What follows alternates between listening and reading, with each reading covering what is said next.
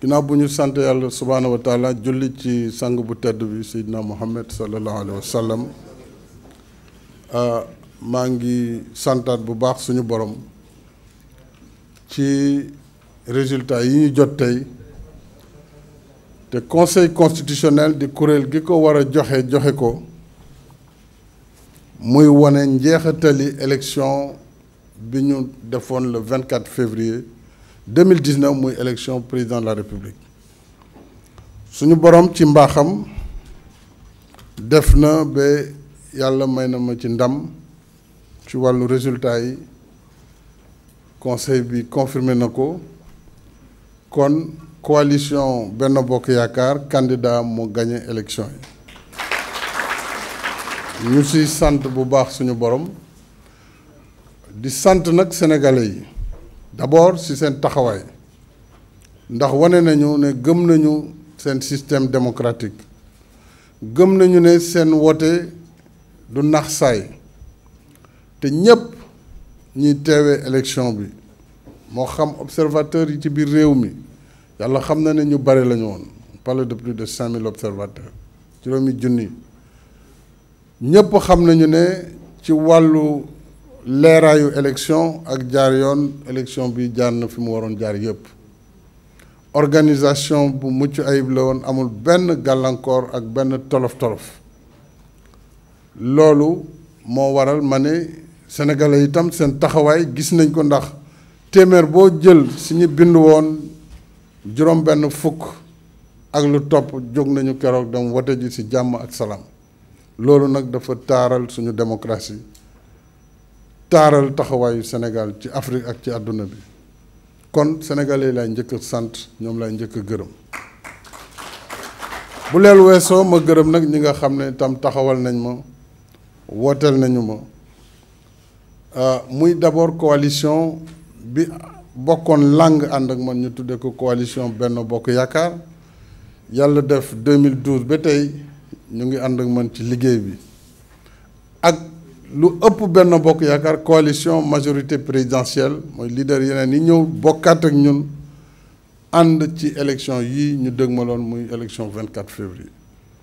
di sant it électeurs yëpp yi nga xam ne taxaw nañu woteel ñu waaye di sant it ñi nga xam ne électeur lañu te woteeluñu ndax ci démocratie la ñu nekk ci réew la ñu nekk kenn ku ne ak ki la gënal loolu fii lañ ko fekk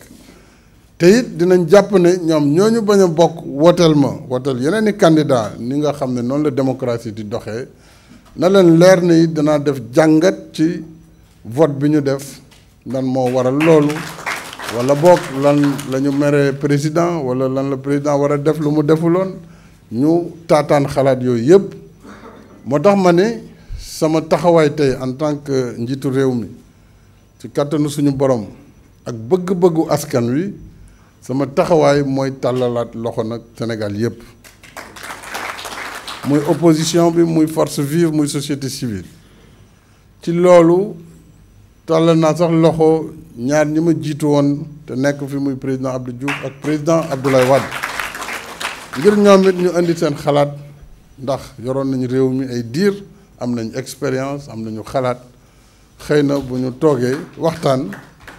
du ñàkk si li nga xam ne nit ñi jàpp nañ ne war nañ ko waxtaanewaat ñu mën ko waxtaanee waaye du tere ñu jàpp ne Sénégal démocratie la boo xam ne kenn mënu ko gàkkal ndax loolu mooy li am c'est une démocratie majeure boo xam ne amul dara loo xam ne am na lu ñu mën a teg ci kaw Sénégal maintenant nag léeg-léeg nee nañu parrainage bi xëy na contrôle bi sévère na wala lii wala laa yooyu yëpp mën nañ ko waxtaanee ci kaw muy waxtaan boo xam ne bu ubbeeku la du am benn condition ni de la majorité ni de l'opposition mais ñu toog waxtaan xool lan nañ mën a avancer loo suñu réew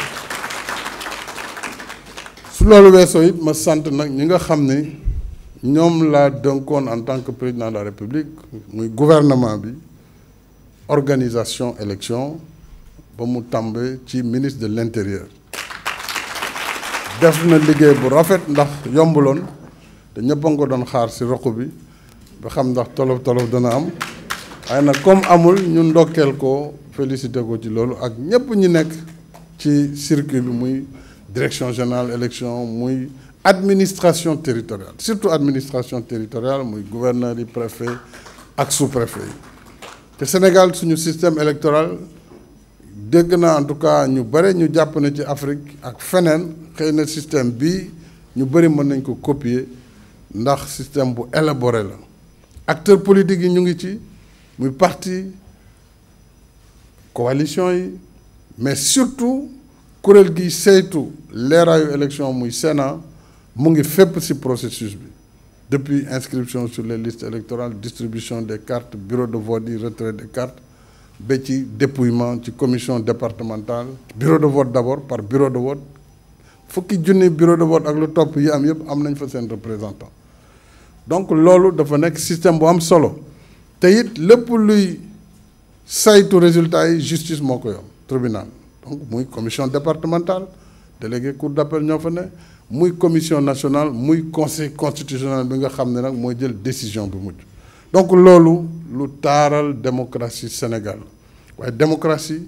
dañ koy toujours gën a avancer loo gën ko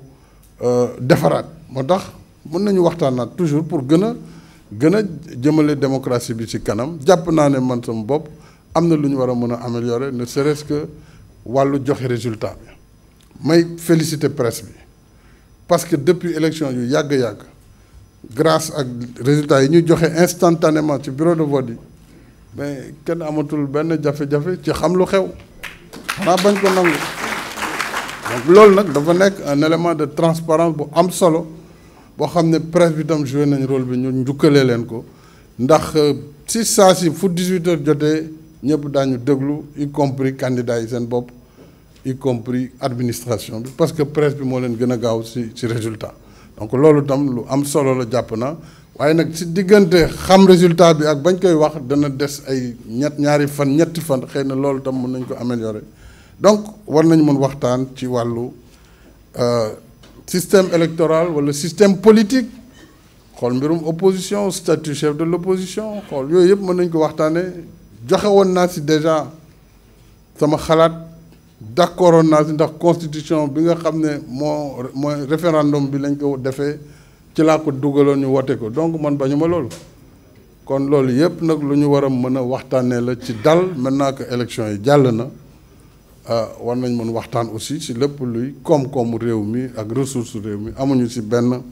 xaar ma yàlla mën nañu donc tàllal suñu loxo pour que ñu waxtaan boo xam ne njëriñu réew mi la loolu moo doon li nga xam ne tey bëggoon naa ko wax te ñu xam ne wàllu nag fa ñu jëm damay bàyyi ba waxtu def prestation bi jot ndax ci la mandat bu bees bi di tàmbali fii ba le 2 avril mandat ba la ñu génn moom mooy dox à partir du 2 avril nag président bi ñu fal tey incha allah dana xëy na joxe ay xalaat ci doxalinu réew mi ci at yi ñu jëm maa ngi leen di sant yéen ñëpp di leen gërëm wasalaam. Voilà, cher Bamba Gueye, c'était là la première prise de parole officielle du président Macky Sall après sa réélection. Donc, prise de parole ici à la salle des banquets du Palais de la République et le président Macky Sall donc, qui va prendre congé de ses hôtes. Nous allons prendre quelques réactions.